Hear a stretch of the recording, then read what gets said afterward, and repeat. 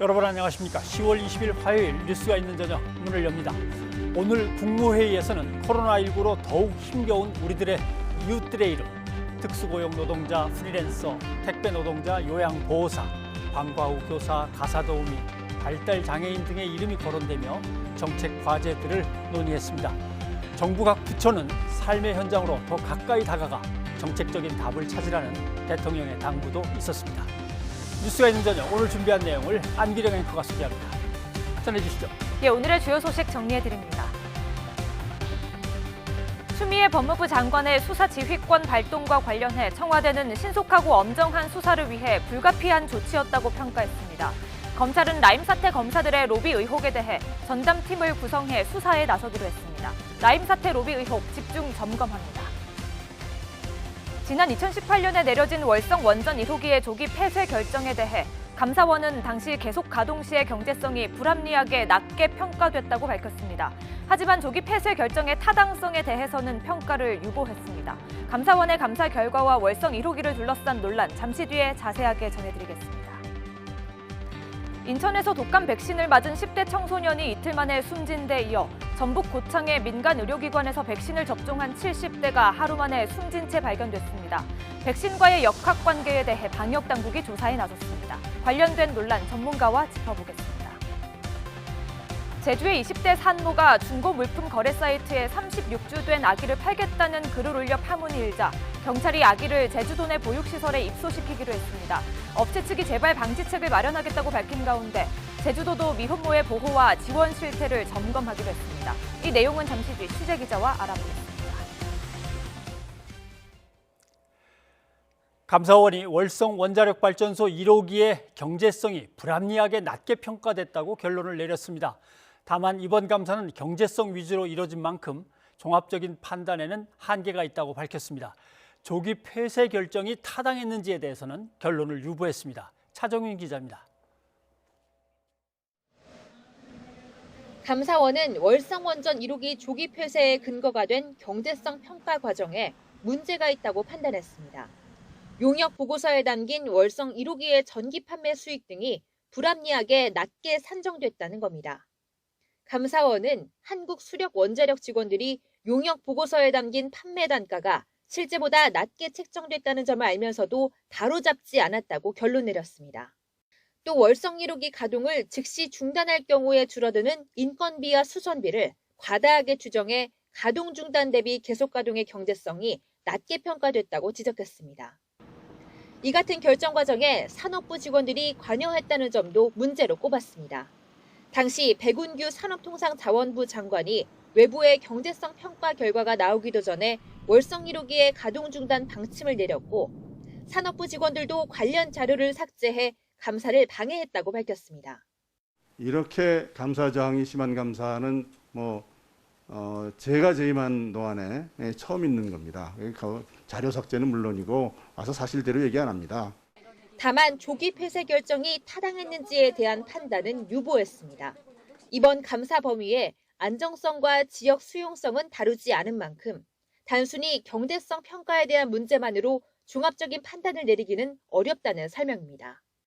감사원은 이미 퇴직한 백운규 전 산업부 장관에 대해서는 재취업 등에 반영되도록 감사 자료를 당국에 통보하고 정재훈 한수원 사장에게는 엄중 주의를 요구하기로 했습니다. 또 관련 자료를 삭제하며 감사를 방해한 산업부 공무원 등에 대해 징계를 요구하고 수사기관에도 참고 자료를 보내기로 했습니다. YTN 차정은입니다. 감사원이 조기 폐쇄에 대한 타당성을 판단하지 않음에 따라 월성 원전 1호기는 계속 폐쇄 상태를 유지할 것으로 보입니다. 월성 1호기가 첫 삽을 뜨고 감사원의 감사 결과가 나오기까지 그간의 과정을 최소라 기자가 정리해드립니다. 경상북도 월성에 설비 용량 67만 8,700kW의 월성 원자력 1호기가 기공됐는데 오는 82년 4월에 준공을 볼 예정입니다. 1977년 5월 착공한 월성 1호기.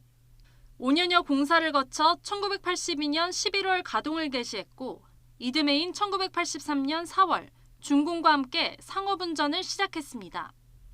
고리 1호기에 이은 두 번째 국내 원전입니다.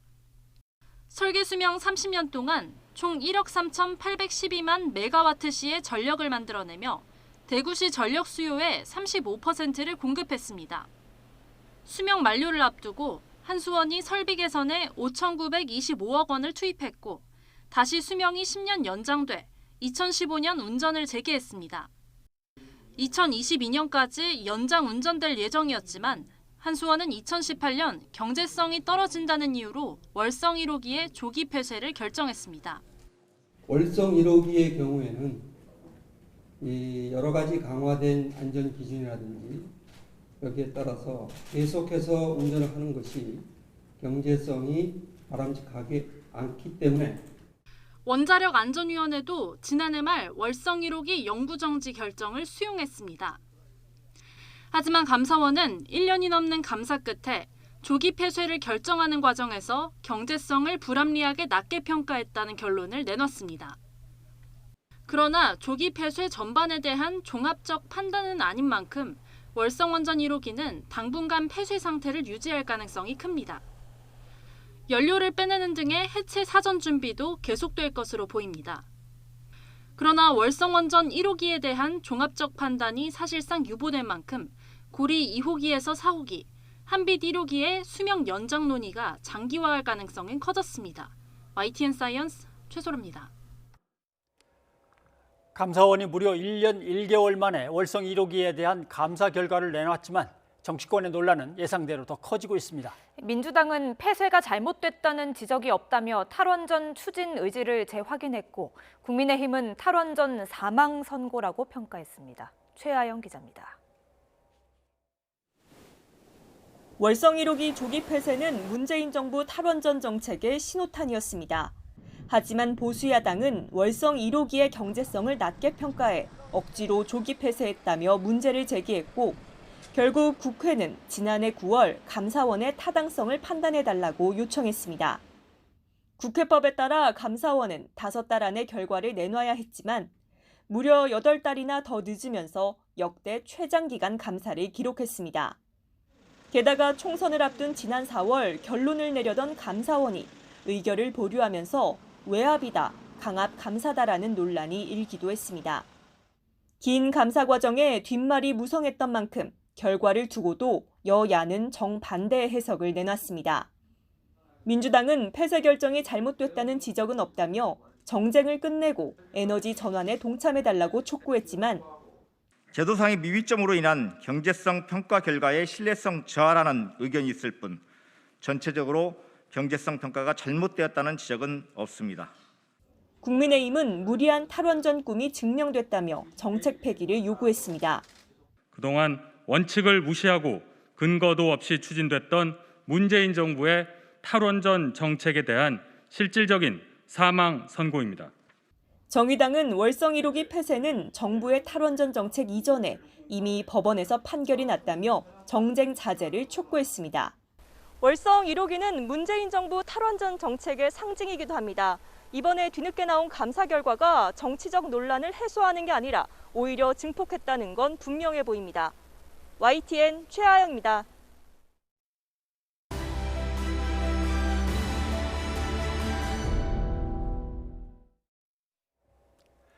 추미애 법무부 장관의 수사 지휘권 발동과 관련해 청와대는 신속하고 성역 없는 수사를 위해서 불가피하다는 입장을 냈습니다. 검찰 수사에 협조하겠다는 원론적인 입장은 유지하면서도 대검찰청을 압박하고 있는 추 장관에게 힘을 실은 것으로 풀이됩니다. 나연수 기자입니다.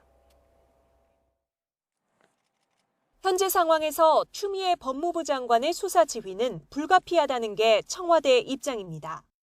강민석 대변인은 신속하고 성역을 가리지 않는 엄중한 수사가 필요하기 때문이라고 설명했습니다. 그간 추 장관의 수사 지휘권 발동과 관련해서는 극도로 말을 아껴온 청와대가 사실상 공개적으로 추 장관에게 힘을 실어준 셈입니다.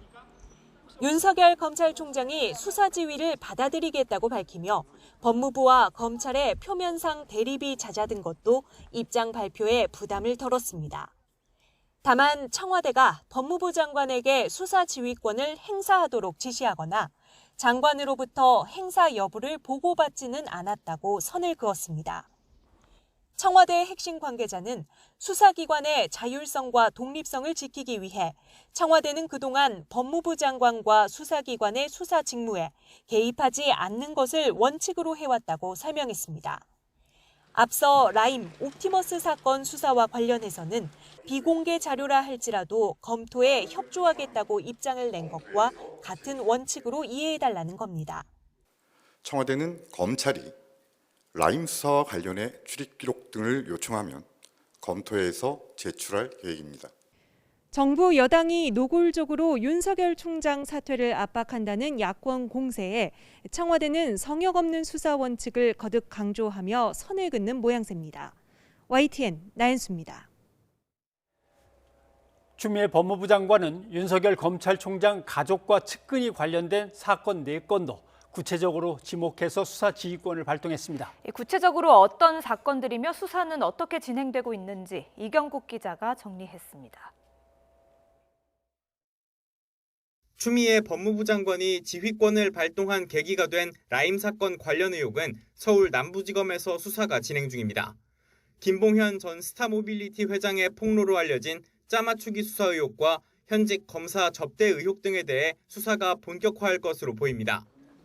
라임을 제외한 다른 지휘 대상 사건들은 모두 윤 총장 가족이나 측근과 관련돼 있습니다.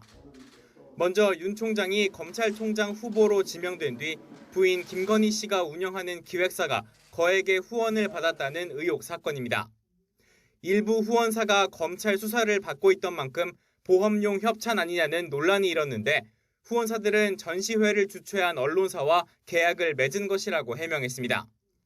윤 총장 부인 김 씨가 지난 2009년 도이치모터스 주가 조작 과정에서 돈을 대는 역할을 하고 시세 차익을 챙겼다는 의혹도 있습니다. 김 씨 측은 금감원 조사에서 무혐의 처리됐고 윤 총장 인사청문회에서도 검증됐던 사안이라는 입장입니다. 윤 총장의 장모 최모 씨가 불법 요양병원 비리에 연루됐다는 의혹도 수사 지휘 대상입니다. 의료법 위반으로 처벌된 다른 관계자와 달리 공동 이사장을 맡았던 최 씨는 기소도 되지 않아 수사 무마 의혹이 제기됐는데 최 씨 측은 이미 재판까지 모두 끝난 사안이라고 주장합니다. 마지막으로 윤 총장 측근인 윤대진 사법연수원 부원장의 친형 윤우진 전 용산 세무서장의 뇌물수수 사건 무마 의혹입니다. 윤 전 세무서장은 수사 도중 해외로 도피했다가 송환됐지만 혐의 없음 처분을 받았습니다.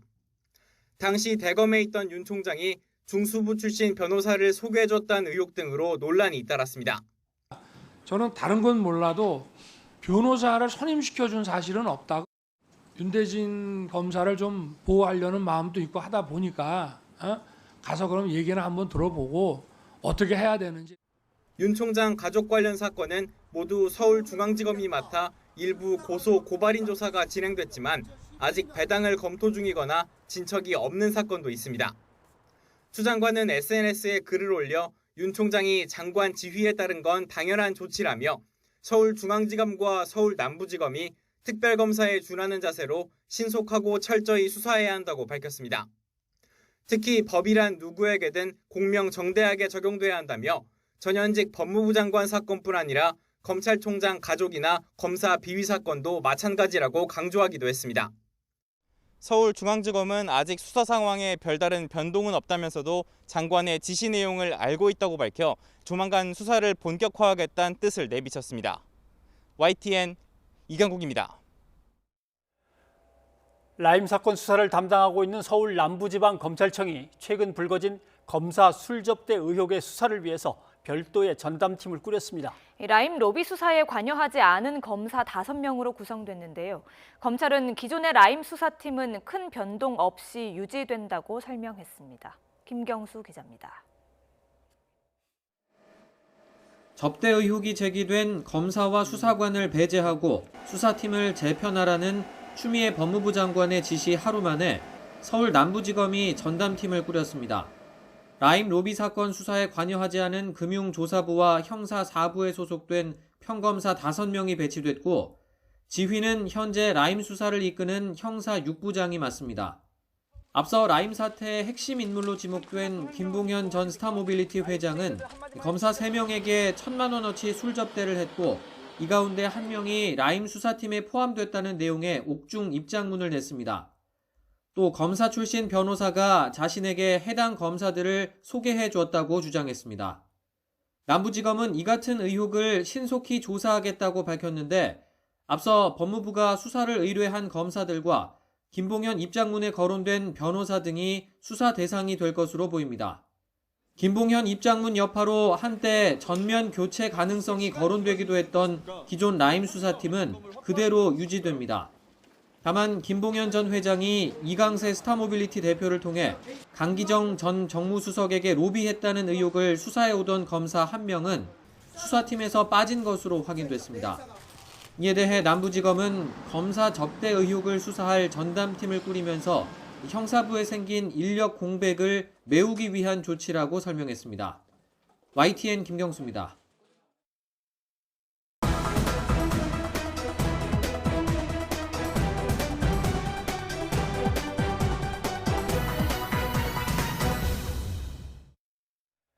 추미애 법무부 장관이 수사 지휘권을 발동하면서 윤석열 검찰총장이 수사 지휘에서 또 배제됐습니다.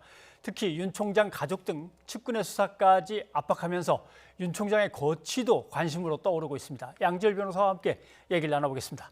예, 어서 오십시오. 안녕하세요. 예.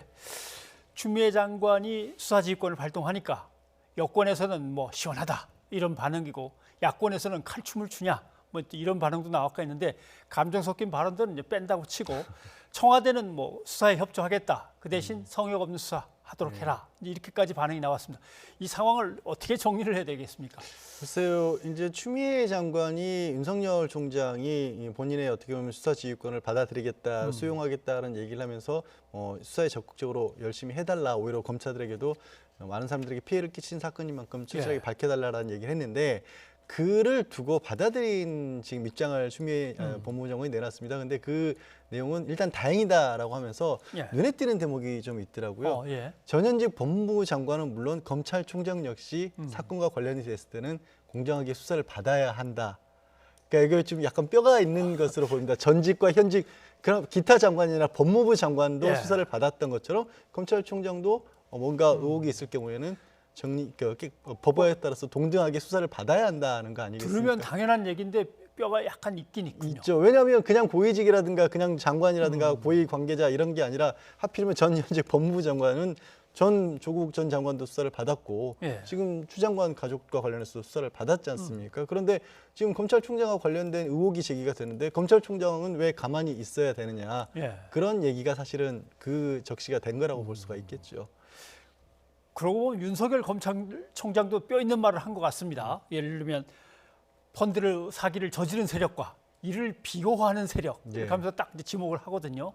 그러니까 이제 뭐 장군 멍군이 돼버렸는데 어찌 가나 문제는 이것에 대해서 얽힌 사람들이 검찰 내부에도 있기 때문에 그다음에 여당, 야당 뭐 이렇게 얽혀 있기 때문에 공정하게 수사가 진행되느냐 이제 가장 관심사는 그건데 윤석열 총장한테 이전까지는 건너뛰고 보고를 하고 조직 체계상 또 상반기까지의 얘기인지는 모르겠습니다만 나중에 보고한 거 보면 8월에 보고했다 이런 얘기가 나오고 그 사람이 바뀌는가요? 거기서?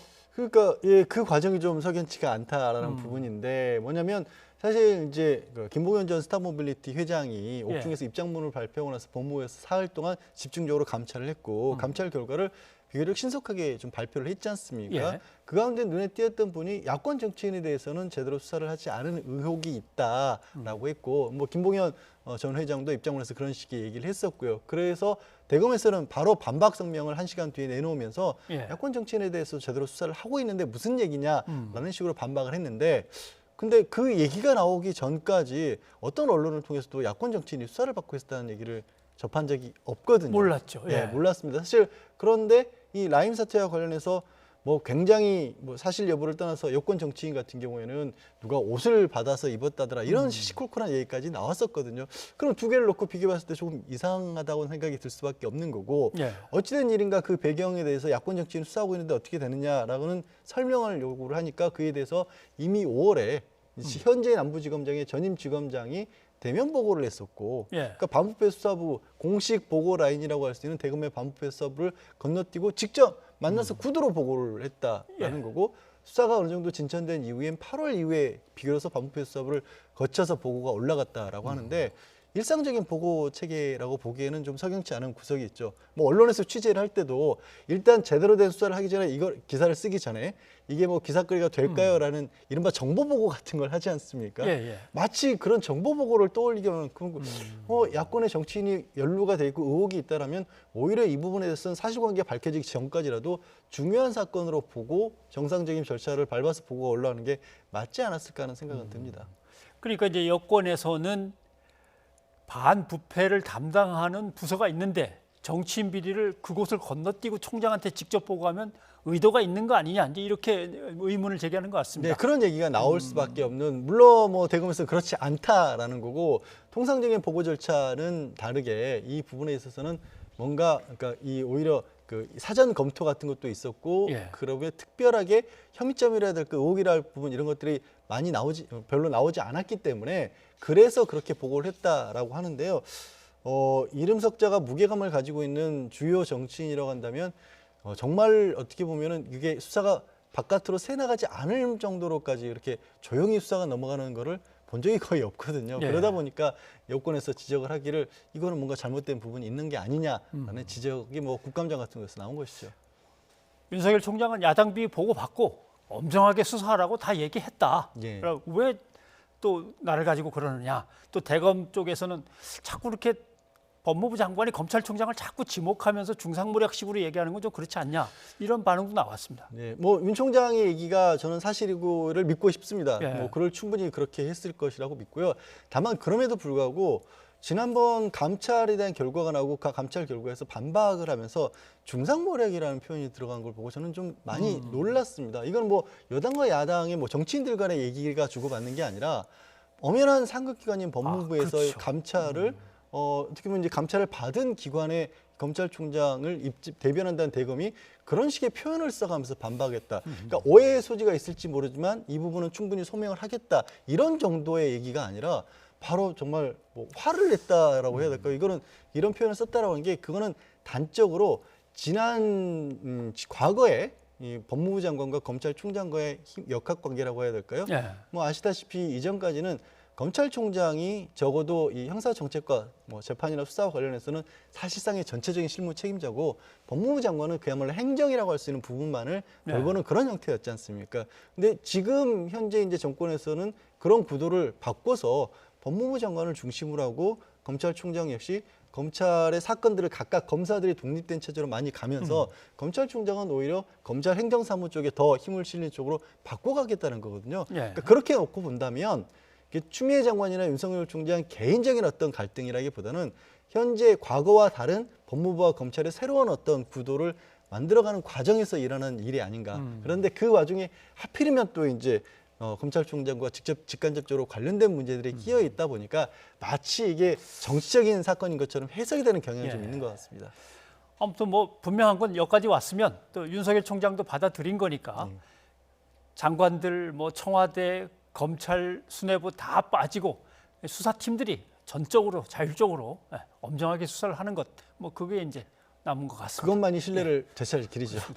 그런데 수사지휘권 발동한 내용 한 5건인가요? 보면 한 건은 물론 라임 펀드 운영이고 나머지 4건은 이랬건 저랬건 간에 윤석열 총장의 가족 측근 이렇게 엉킨 것들입니다. 4건은. 네, 그렇습니다. 사실 그런 부분들은 검찰총장으로서 이해관계가 있다라는 부분도 있을 것이고요. 물론 그 사건들 상당수 같은 경우에는 완전히 새롭게 나온 것이라기보다는 기존에 뭐 대표적으로는 지난해 이 검찰총장 임명하는 과정에서 청문회 과정에서도 불거졌던 문제들이기도 하고, 그런 부분들에 대해서는 뭐 여권에서도 좀 방어를 했던 것도 사실이긴 합니다만 그 이후에 일부 언론 등을 통해서 새롭게 제기된 의혹들이 분명히 있죠. 뭐 장모와 관련된 부분에 있어서도 이 부분만 재판을 어떻게 보면 받지를 제대로 않았다든가 무혐의 처리가 됐다든가 또 전혀 드러나지 않았던 어떤 새로운 내용들이 저희도 제가 이 자리에서도 뭐 다뤘던 것들이 녹취록 같은 것들이 공개되기도 했었고, 그러다 보니까 왜 사건 배당이 되고도 수사가 제대로 이루어지지 않고 있느냐라는 지적이 있었고요. 분명히 그 부분을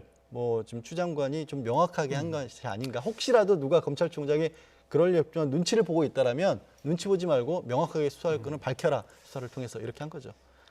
근데 사실 조직에서 상급자가 자기 아랫사람에 대해서 자, 당신과 관련된 문제점이 이게 있고 이게 있고 이게 해서 4건이나 적어서 내려보낸다는 얘기는 옷을 벗고 좀 물러나지 이런 뜻으로 될까요? 이런 뜻으로 봐야 됩니까? 뭐 그렇게 해석하는 의견도 그래서 뭐 많이 있는 것으로 예. 보입니다만은 저는 그런 식으로 물러나가는 거는 오히려 검찰총장으로서도 좀 뭐라고 할까요? 불명예 퇴진이 아닐까 싶습니다. 본인이 뭐 떳떳하다 한다라면 오히려 지금 처음에 이제 수사 관련돼서 입장을 밝혔던 것처럼 예. 물론 이제 추장관의 수사지휘를 받아들이면서도 가족과 관련된 부분은 아예 언급을 안 했습니다. 기존에도 보고받지 않았다는 입장을 이제 대검을 통해서 확인했을 뿐. 하지만 말씀드린 것처럼 명확하게 이 부분에 대해서 의혹을 벗을 수 있는 게 오히려 명예회복의 기회 아닐까요? 지금 상황에서 어떤 식으로 그냥 수사가 종결되더라도 두고두고 말이 나올 수밖에 없는 예. 그런 상황 아니겠습니까? 알겠습니다. 그나저나 대검찰청 국정감사가 22일 목요일입니다. 네. 그럼 이제 검찰총장은 나가야 되고 또 윤석열 총장이 그렇게 뭐 정무적으로 이리저리 머리를 굴려서 빼돌리는 발언을 하는 사람도 아니고 뭔가 직설적으로 뱉을 때도 있기 때문에 뭔가 소신 발언이 확 나올까요? 뭐 소신 발언이라기보다는 지금 최근에 불거진 의혹들이 이게 가장 가까운 인물들로 분류된 검사들과 관련된 의혹들이 제기가 됐기 때문에 혹시 뭐 그 부분에 대해서 알고 있는 게 있느냐 아니면 예. 묵인한 게 있느냐 이런 식의 질문들이 여권에서 나올 수는 있을 거고 야권에서는 반대로 이제 윤 총장에게 해명의 기회를 주는 그런 질문들이 있었고 거기에 대해서는 다소 직설적인 얘기는 나올 수 있겠지만 뭔가 아주 새로운 얘기가 나올 것 같다는 기대는 저는 안 됩니다. 네, 알겠습니다.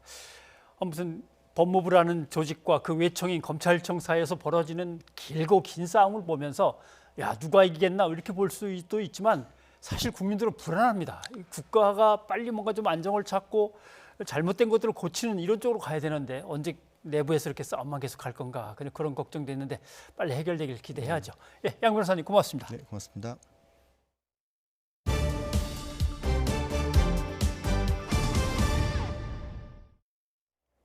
나경원 전 미래통합당 의원의 이른바 엄마 찬스가 논란이 되고 있습니다. 학술대회에 나 전 의원의 아들 대신 서울대 대학원생이 참석했던 것으로 드러나면서 논란이 뜨겁습니다.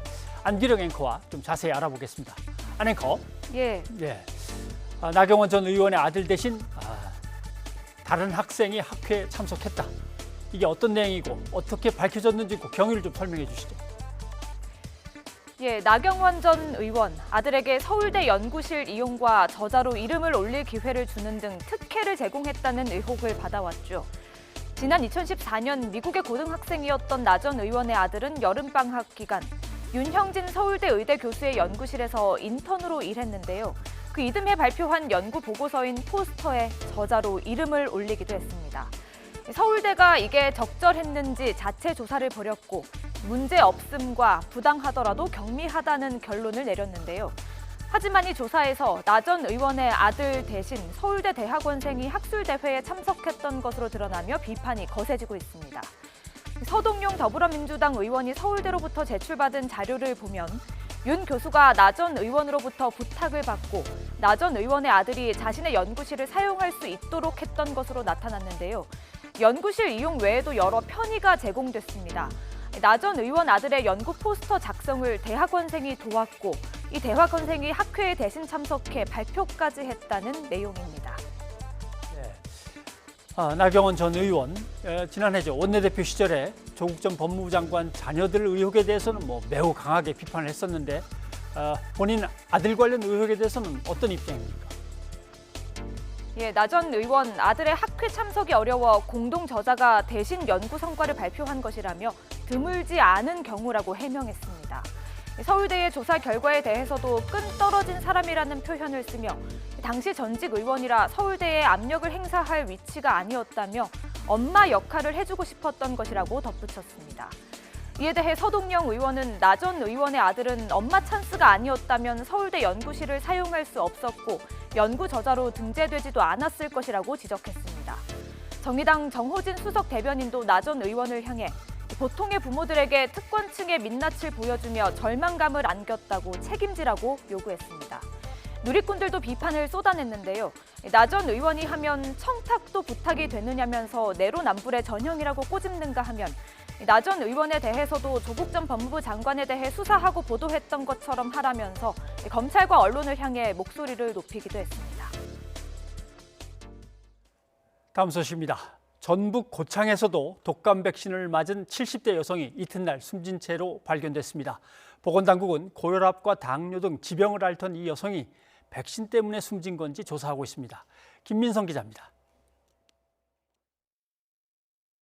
전북 고창에 사는 78살 여성 A씨. 지난 월요일 오전 9시쯤 동네 민간 의료기관에서 독감 백신 주사를 맞았습니다. 이후 8시간이 지나 같은 날 오후 5시에는 마을 부녀회장과 전화통화도 했습니다. 하지만 이튿날인 화요일 오전 A씨는 자택에서 숨진 채 발견됐습니다. 방역당국은 조사를 통해 A씨의 사망이 독감 백신 접종과 직접적인 관련이 있는지 규명할 예정입니다. 다만 일단 의학적으로는 독감 백신 접종과 관련성이 높다고 보지는 않고 있습니다. 독감 예방 접종으로 인한 이상 반응이 아니라고 생각을 하기 때문에요. 그게 이상이 있으면 8시간 동안 이렇게 안정 상태를 보일 수가 없어요. A씨가 맞은 건 보령 바이오파마의 보령 플루 백신입니다. 유통 과정에서 문제가 된 백신은 아니었습니다. 상온 노출 백신 아닙니다. 부유물 떠있던 뭐 이런 거 아닌가요? 예, 그것도 아니고요. 보건당국은 추가 피해 상황을 확인하기 위해 A씨와 같은 날, 같은 곳에서 백신을 접종한 이들을 전수조사 중입니다. 최대 100명이 A씨와 같은 병원에서 백신을 접종한 것으로 추산됩니다. 인천에서 17살 고등학생이 독감 백신을 맞고 숨진 데 이어 추가 사망자까지 나오면서 독감 백신에 대한 불안감이 점점 더 커지는 모양새입니다. YTN 김민성입니다. 10대 고등학생이 독감 백신을 맞고 이틀 뒤에 사망한 데 이어서 전북 고창에서 70대 여성이 백신을 맞은 다음 날 숨지면서 불안감이 높습니다. 김윤 서울대 의료관리학과 교수를 연결해서 자세한 얘기를 나눠보도록 하겠습니다. 교수님 나와 계시죠? 네, 안녕하십니까? 네, 둘 다 독감 백신을 맞았는데 한 사람은 17살, 한 사람은 70대. 이렇게 되면 뭐 어떤 질병이 겹친다기보다는 독감이 공통점이니까 다들 신경이 많이 쓰입니다. 그런데도 당국에서는 그것 때문에 사망했을 가능성은 오히려 낮다라고 얘기를 하는데 이건 어떤 이유에서 그렇죠? 예, 그 독감 예방 접종을 맞은 후에 사망할 수 있는 심각한 부작용은 두 가지가 있는데요. 예. 하나는 그 아나필락시스라고 하는 일종의 과잉 면역 반응에 의한 쇼크가 있고요. 쇼크. 예. 또 하나는 그 길랭바레 증후군이라고 하는 이것은 이제 신경에 그 면역 반응이 생겨서 마찬가지로 근육이 마비되는 질환인데 두 가지 모두 이번 사례와 그 양상이 잘 맞질 않습니다. 그러니까 예. 아나필락시스라고 하면 대개 즉각 한 30분 이내에 쇼크에 빠져야 맞는 것이고요. 그 길랭바레 증후군 같은 경우는 백신을 접종한 다음 한참 뒤에 이제 서서히 하지 근육부터, 그러니까 다리 근육부터 마비되는 양상으로 서서히 진행을 하기 때문에 이번 그 두 사망 사례하고는 양상이 맞지 않기 때문에 백신 부작용이 아닐 가능성이 높다고 판단을 하는 것 같습니다. 네, 쇼크라면은 즉시 나타나는 거고 아니면 다른 것이라면은 천천히 또 마비 증상부터 이제 이런 거군요. 네. 그런데 네, 이 70대의 어르신은 고혈압과 당뇨는 있었지만 접종 당시에는 뭐 특이 증상이 없었다고, 10대 네. 청소년은 기저질환이 뭐 전혀 없는 상태였다고 하고, 네. 그러면 둘의 사망에서 이 원인을 어떻게 봐야 되겠습니까? 지금으로는 정확한 사망 원인을 이야기하기 어려울 것 같고요. 예. 아마 이제 부검 결과가 나와봐야 정확한 사망 원인을 찾을 수 있을 것 같습니다. 네, 알겠습니다. 그래도 이 상온에 노출됐던 잘못된 백신을 맞았다면은 이런 일이 벌어질 수 있는 그런 가능성은 있는 건가요? 뭐 그런 개연성을 전혀 부정할 수는 없겠지만, 예. 이번에 이제 당국이 문제가 됐던 상온 노출 백신들을 다 회수를 했고, 네. 또 상온에 노출됐던 백신도 비교적 짧은 시간 상온에 노출돼서 상온에 그 백신이 방치된 것 때문에 심각한 부작용이 생길 가능성은 역시 높지 않기는 합니다. 예. 국민들이 이제 불안해하시는 거는 이해가 가긴 합니다만. 네. 예. 상온에 노출됐던 백신 그리고 그것과 같은 제품들은 누가 맞고 누가 뭐 어떤 문제가 있는지는 다 추적하고 있는 거죠. 네, 그렇습니다. 그러니까 노출됐던 백신은 원칙적으로 다 회수를 했는데 예. 회수를 하기 전에 이제 일부 접종된 사례가 있었는데 그것은 지금 방역 당국이 계속해서 이상 증상이 있는지를 계속 모니터링하고 있고 이번에 그 사망하신 두 분이 맞은 백신은 그 백신과는 관련이 없는 백신이었습니다. 네. 정말 이 독감 백신 접종에 의해서 사망한 사례가 있었습니까? 10년 전쯤 있었다는 얘기도 뭐 들었고요. 네, 2009년에 이제 독감 백신을 접종한 후에 제가 앞에 말씀드렸던 길랭바레 증후군이라는 것과 유사한 밀러 피셔 증후군이라고 하는 이것도 역시 자가 면역 반응에 의해서 우리 면역 세포가 신경을 공격해서 마비가 일어나는 질환인데 그것 때문에 사망한 사례가 하나 있어서 국가가 배상을 했던 적이 있었습니다. 네, 정말 독감 백신을 맞았는데 이상이 생긴다면 어떤 증상들이 나타납니까? 그럼 또 어떻게 해야 됩니까? 대개는 가벼운 증상들이 나타나는데요. 그러니까 독감이 맞은 부위에 뭐 빨갛게 되거나 거기가 통증이 있거나 부어오르거나 뭐 거기서 더 나간다면 뭐 두통이 있거나 열이 나거나 또는 약간 메스껍거나 뭐 이런 증상들이 대부분이고요.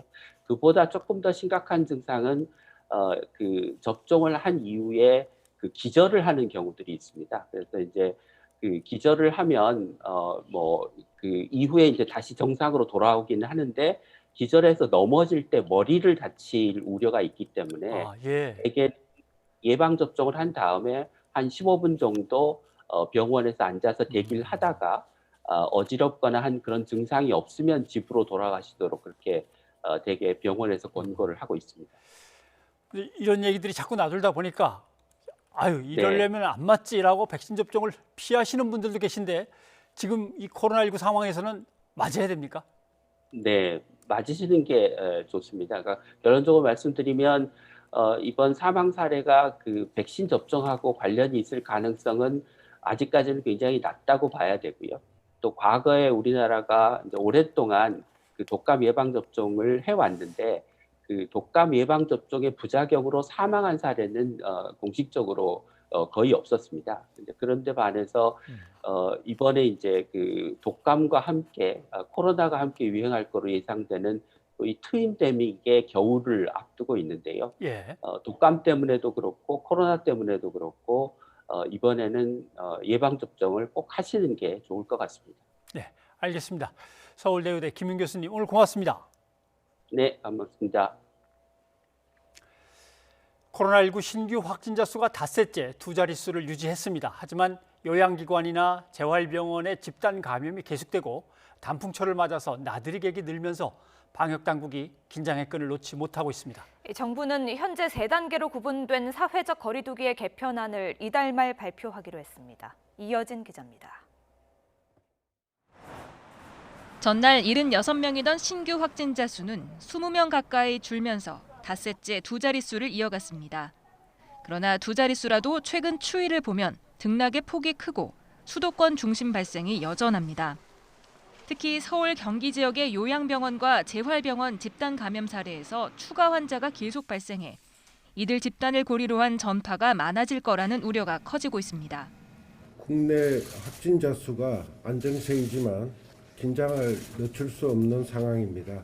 콜센터, 방문 판매업소, 요양병원과 요양시설 등 소규모 집단 감염은 여전히 이어지고 있습니다. 당장 경기 광주시 SRC 재활병원과 관련해선 4명이 추가 확진돼 누적 확진자는 63명까지 늘었습니다. 의정부시 마스터플러스 병원과 관련해서는 7명이 추가 확진돼 70명의 감염이 확인됐고 부산 햇드락 요양병원도 1명의 환자가 더 나와 총 74명이 됐습니다. 이런 가운데 거리두기 완화로 다중시설 이용자와 나들이객이 늘어나고 있어 방역당국의 고민이 깊어지고 있습니다. 이제부터 본격적으로 거리두기 1단계를 조정한 이후에 성적표가 나타나기 시작할 때이기도 합니다. 또한 근본적으로는 지역사회에서 조용한 전파를 줄이는 것이 핵심적인 과제입니다.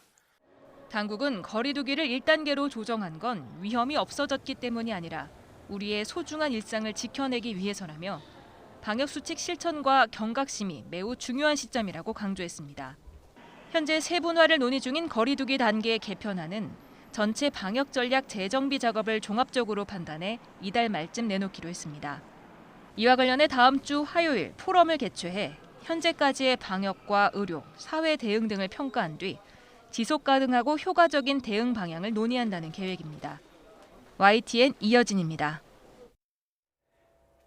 요양병원과 재활병원 등을 고리로 한 집단 감염이 이어지면서 방역당국이 대대적인 전수검사에 나섰습니다.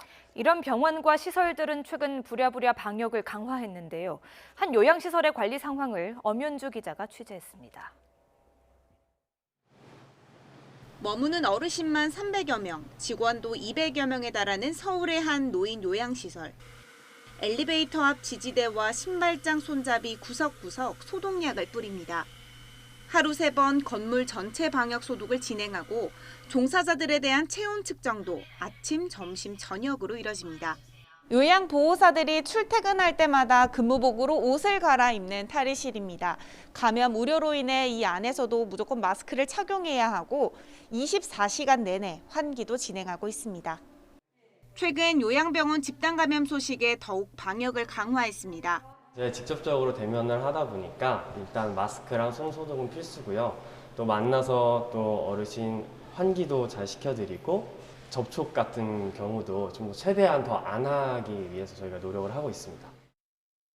종교활동이나 또 뭐 젊은 친구들 클럽에 가거나 음식점 가는 것들 그런 것들을 자제하기를 강력하게 요구를 하고 있고요. 자가격리 수준에서의 직원들이 자기 자신을 관리해 주기를 요구하고 있습니다. 방역당국이 수도권에 있는 모든 요양병원과 재활병원, 정신병원에 확진자가 없는지 전수검사에 나서자 각 시설은 바짝 긴장하고 있습니다. 다만 검사 인력이 직접 들어가 검사하지는 않고 병원 시설마다 자체적으로 검체를 채취해 보내는 방식으로 진행합니다. 방역당국은 이와 함께 앞으로 이런 시설이나 병원에서 집단 감염이 일어나면 환자를 분산 관리하기로 했습니다. 1인 1실의 원칙을 지키기는 현재는 어려운 상황이긴 하지만 전담병원 또는 공공병원으로 환자들을 분산 입원시켜서 최대한 그 시설 내에서의 감염을 차단하는 그런 노력을 진행하고 있는 상황입니다. 제한된 공간에서 함께 생활하는 만큼 한 번 뚫리면 대규모 집단 감염으로 이어질 수밖에 없는 요양시설과 병원. 방역당국은 수도권 검사 상황을 지켜보면서 전국에 있는 병원들로 진단검사를 확대할지 결정할 예정입니다. YTN 엄윤주입니다. 거리두기 지침 완화에 따라서 이번 주부터 각급 학교에 등교 인원이 확대됐죠. 그렇습니다. 네. 그런데 고3 학생이 확진 판정을 받는가 하면 대치동 학원가에서는 유명 강사가 확진되면서 교육 현장에 비상이 걸렸습니다. 손효정 기자입니다. 인천의 인제고등학교. 학생들 모습은 찾아볼 수 없고 대신 운동장에 임시 선별진료소 천막이 설치됐습니다. 이 학교 3학년 학생 1명이 코로나19 확진 판정을 받아 검사가 시작된 겁니다. 등교 수업은 중단됐습니다. 연극 생활을 저희가 했을 때 1학년이랑 계속이 없다고 판단해서 3학년만 일단은 진행한 거고. 확진 학생이 나온 이 고등학교는 이렇게 3학년 건물과 1, 2학년 건물이 따로 떨어져 있어 3학년 학생 270여 명에 대해서만 진단검사가 이뤄졌습니다. 해당 학생은 당시 발열 등 의심 증상은 없었지만 부모가 먼저 확진돼 검사를 받은 것으로 전해졌습니다. 자, 알게 되면서 지가 이제 검사를 받고 간 거지. 그러다 보니까 양호가 집에서. 대치동 유명 학원에서 특목고 2, 3학년 학생을 가르치던 학원 강사도 확진 판정을 받았습니다. 학원 수강생과 개인과외 학생 등 60명은 밀접 접촉자로 분류돼 진단검사를 받고 자가격리에 들어갔습니다. 강사에게 수업받은 학생들이 다니는 외국어 고등학교는 치르던 중간고사도 취소하고 하루 동안 등교를 전면 중단했습니다. 저희 전임 외고 전문생이셔가지고 음성 판정 전원이 나와서 질본에 저희가 다 안내드렸고요. 오늘 하루 시험이 취소됐고 내일부터 다시 다 재개강된다고 알고 있어요. 해당 강사는 지난 13일부터 발열 증세를 느꼈지만 약국과 병원에 다니며 17일까지 출근해 수업한 것으로 조사됐습니다. 13일에 이제 병원 이런 약국 가시는데 조금 열이 나는데 그런 약을 드시니까 증상이 이제 좀 완화되니까. 이 밖에도 부천에서 형제가 잇따라 확진 판정을 받아 형제가 다니는 중학교와 고등학교가 폐쇄되기도 했습니다. 전교생 등교 다 안 했고 교직 원주 필수연 제외하고는 대부분 재택근무라든지. 수능을 45일가량 앞두고 수험생 관련 확진이 이어지는 상황. 등교 인원까지 확대되면서 학생과 학부모들의 긴장감은 더욱 커지고 있습니다. YTN 손유정입니다.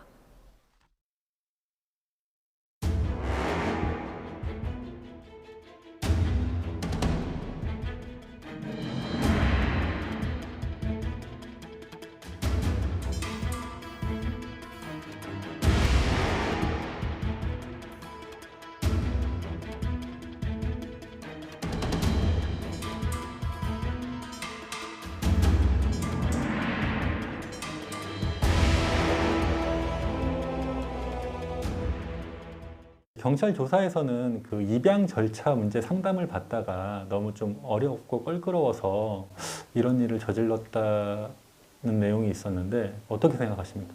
제가 생각하기에는 이 엄마가 입양 기간이나 절차보다는 심리적인 압박 때문에 이런 실수를 했다고 봐야지 더 맞는 것 같고요. 인터넷을 찾아보면은 옳은 정보가 더 많이 노출이 돼야 되는데 잘못된 정보가 너무 많이 노출이 되어 있어요.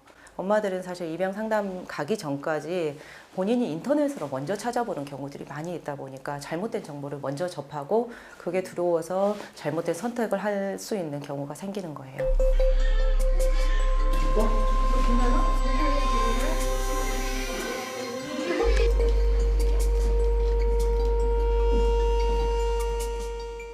사실 좀 시간이 지나고 난 다음에 이 산모가 안정을 좀 찾게 되면 이 사람의 결정이 가장 중요하다고 생각합니다. 엄마가 아이를 키우고자 한다고 그러면은 이 지역사회에서 최선을 다해서 도움을 줘야 될 것이고요. 그럼에도 불구하고 도저히 키울 수 없는 상황이라고 하면은 입양에 대한 적절한 안내가 필요하다고 생각합니다. 이번 일이 이제 국민들에게 되게 많은 충격을 안겨줬는데 앞으로 이런 일이 좀 재발하지 않으려면 어떻게 좀 해야 할까요? 어쩔 수 없었겠지 하는 시각으로 보고 또 처벌이 안 된다고 하면 이런 일이 되풀이 될 수 있다고 생각하고요. 그다음에 이런 일이 일어나지 않도록 그 전에 혼자라도 아이 키울 수 있는 환경을 만들어주는 게 가장 좋은 거죠. 네, 영상에서 보신 대로 국내 한 중고거래 플랫폼에 신생아를 입양 보낸다는 글이 올라와서 충격을 줬습니다. 예, 어떻게 이런 일이 벌어진 것인지 이현아 기자와 알아보겠습니다. 이현아 기자. 네. 예. 글이 어떤 경위로 이렇게 올라온 겁니까? 네, 영상에서 보셨지만요, 이 당근마켓이라는 이 사이트예요. 예. 36주 신생아를 입양 보낸다라는 제목의 글이 하나 올라왔습니다. 예. 이 당근마켓은 이제 한 달에 1,000만 명 정도가 찾을 정도로 이용자가 많은 국내 유명 중고거래 사이트인데요. 이 해당 게시물은 이불에 쌓인 아이가 잠들어 있는 이 모습을 사진 2장 찍혀 있었고요. 판매 가격이 20만 원 이렇게 제시를 해서 충격을 줬습니다. 이런 이 게시글이 사전에 걸러지지 않고 게시될 수 있었던 이유는 이런 사례가 바로 처음이었기 때문입니다. 당근마켓 측은 반려동물이나 주류, 담배 등 이 거래 금지 항목은 기존의 AI 기술로 게시글 작성 자체가 불가능하지만 이번처럼 이 아이가 대상이 된 적은 없어서 사전에 걸러내지 못했다라는 입장입니다. 결국에는 이 글을 본 이용자가 운영진에게 신고하고 나서 이 게시글은 삭제가 됐습니다. 경찰은 이 해당 게시글을 올린 A씨를 조사하고 있습니다. 예, 글을 올린 A씨가 아이의 엄마인가요? 경찰 조사에서 어떤 것들이 드러났습니까? 네, 일단 게시자 A씨, 앞서 영상에서도 보셨겠지만 원치 않는 임신 후에 혼자 아이를 출산한 미혼모로요. 아이 아빠뿐 아니라 부모 도움조차 받을 수 없었던 상황이었습니다. 예. 네, 결국에는 출산 뒤에 친권을 포기하고 합법적으로 입양 절차를 진행하려 했지만 그게 여의치 않았다는 게 A씨의 경찰 조사 진술입니다. A씨는 입양 과정이 까다롭고 육체적, 정신적으로 이 과정 속에서 힘이 붙여서 이런 게시글을 작성했다라고 범행 동기를 밝혔습니다. 그러면서 이 게시글을 올린 이 행위는 우발적 그리고 충동적이었다면서 진심으로 반성한다고 진술을 했습니다. 경찰은 A씨를 상대로 아동보호법 위반 여부 등에 대해서 현재 조사 중입니다. 예. 아이 엄마의 행동에 대해서 비난의 여론도 있지만 또 이런 상황이 빚어지게 된 거에 대해서 동정 여론도 있단 말이죠. 아이와 엄마는 지금 어떤 상황입니까? 일단 경찰 측에 확인한 바에 따르면은 아이와 미혼모 A씨 모두 건강한 것으로 확인이 됐습니다. 현재 이 A씨는요, 산후조리원에서 나와서 미혼모 지원센터에 입소를 했고요. 아기는 어제 제주도 내 보육시설로 보내지면서 이 엄마 아기는 6일 만에 헤어지게 됐습니다. 사실 말씀하신 대로 이런 상황에 대해 안타까움을 나타내는 목소리도 나오고 있습니다. 원희룡 제주도지사는 갑자기 엄마가 된 상황에서 막막하고 스스로도 불안정한 상태다 보니 충동적으로 이 글을 올리게 된 것이라면서 합법적 입양 절차를 막는 것 이게 무엇인지 두려움과 이 막막함 속에서 사회적 비난까지 맞닥뜨린 여성을 위한 제도 개선점이 무엇이 있는지 찾아보겠다라고 말했습니다. 또 현재 인터넷을 중심으로도 살펴보면요, 현행 입양 절차로 다시 점검을 하자, 그리고 이에 대한 지원 등 이 종합적인 미혼모 보호 방안이 필요하다, 이런 목소리도 함께 커지고 있는 상황입니다. 뭐 어느 한 아이 엄마에게 비난을 집중하기보다는 우리가 제대로 키워내지 못한다라고 하는 그런 반성도 좀 필요해 보입니다. 고맙습니다. 수고했습니다.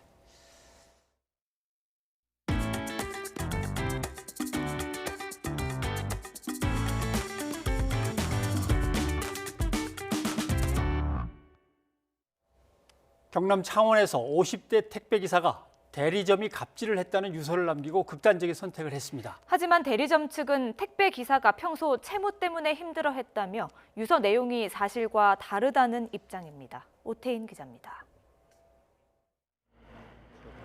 경남 창원시 진해구에 있는 택배 대리점. 새벽 시간 이곳에서 50대 택배 기사가 숨진 채 발견됐습니다. 지난 2월 택배 일을 시작한 A씨가 8개월 만에 극단적 선택을 한 것입니다. A씨는 억울하다는 내용을 담은 유서 6장을 남겼습니다. 차량 구매에 전용 번호판까지 준비해야 하는데 현실은 200만 원도 못 버는 일을 하고 있다며 팍팍한 삶을 토로하는가 하면 대리점이 지원을 줄이기 위해 소장을 모집해 보증금을 받고 권리금을 만들어 팔았다며 대리점에 대한 서운함도 드러냈습니다. 하지만 대리점 측은 숨진 택배기사의 유서 내용이 사실과 많이 다르다는 입장입니다. 보증금과 권리금을 받고 택배기사를 모집한 적이 없다는 것입니다. 시설부터 오기 전에 돈이 없이 들어왔기 때문에 보증금은 최저임에서 전혀 요구를 하지 않았습니다. 왜냐하면 돈이 없이 오시는 분이다 제가 대납을 하겠다, 문제가 되면 그렇게 갖고 받아들인 거고.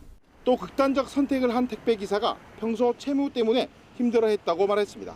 앞전에 빚이 있던 거 대안대출, 그리고 행님이 저한테 얘기 한 달에 나가는 돈이 대안대출하고 차하고 차도 리스를 받았는데 한 달에 나간 돈이 한 160만 원 있는데.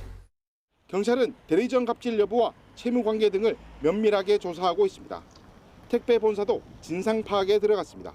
YTN 오태인입니다.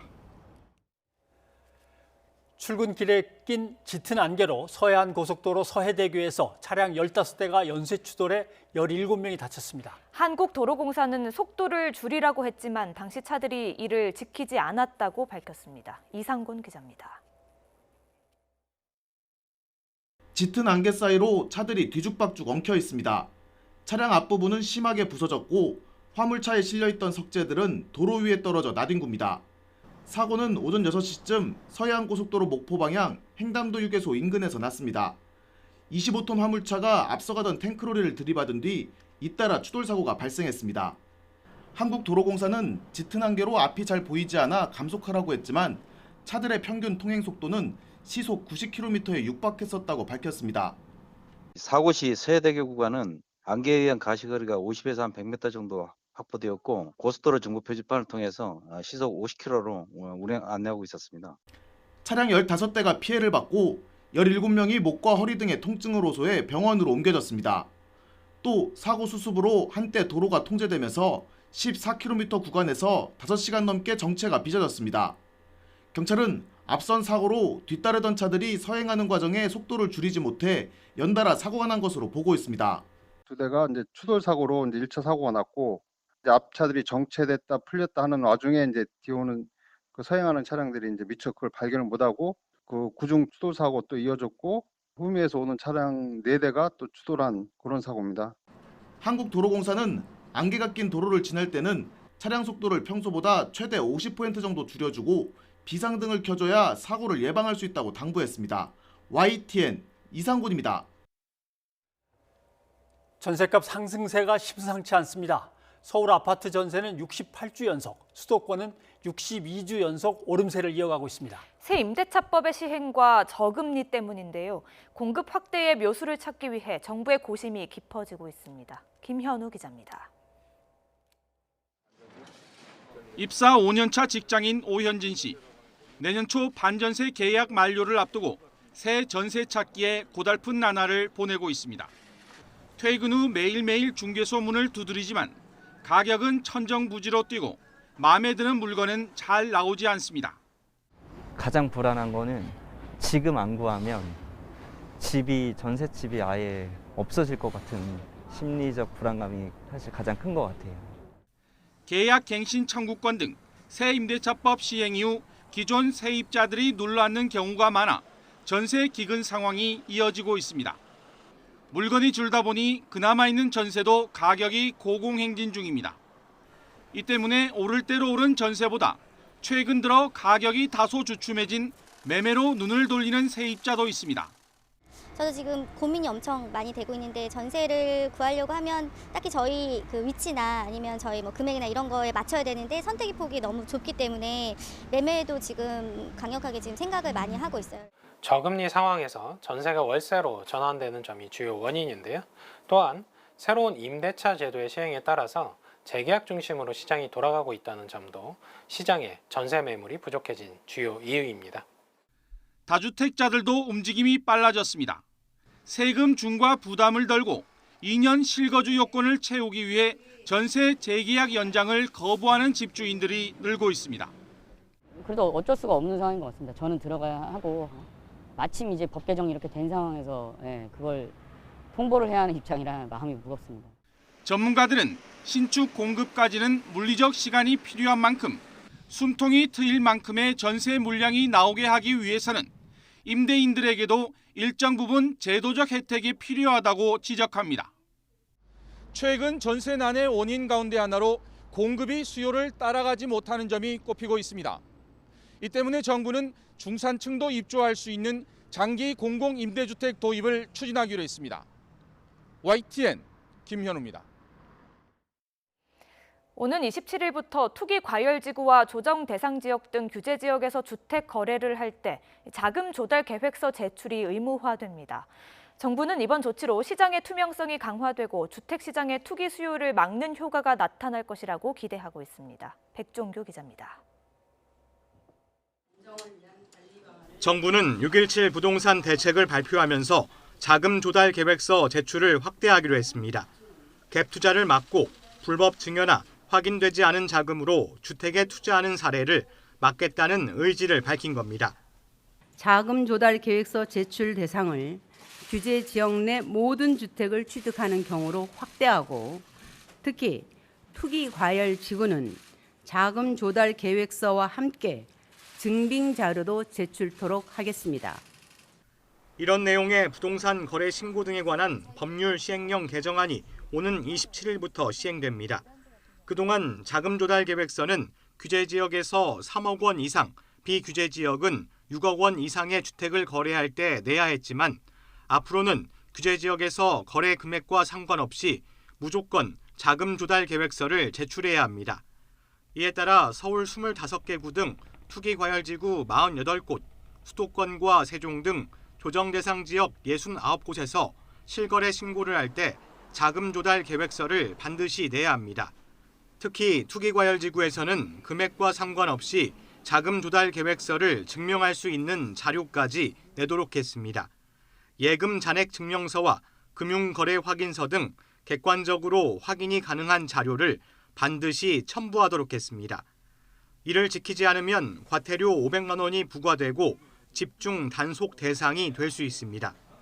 법인 주택 거래 신고도 까다로워집니다. 등기 현황과 거래 상대방과의 특수관계 여부, 취득 목적 등도 추가로 밝혀야 하고 법인이 주택 매수자로 거래 신고를 할 때는 금액과 상관없이 자금 조달 계획서도 내야 합니다.